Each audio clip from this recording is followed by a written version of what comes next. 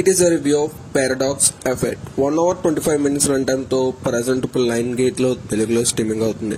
మనకి ఈ మూవీ చూసాక నాకు ఎలా అనిపించింది, నచ్చిందా లేదా, ఈ వీకెండ్ కి ఈ మూవీ చూడొచ్చా లేదా, ఈ విషయాలు నేను తెలుసుకోవాలంటే వెంటనే వీడియోకి లైక్ చేసి ఛానల్ అయితే సబ్స్క్రైబ్ చేసుకోండి.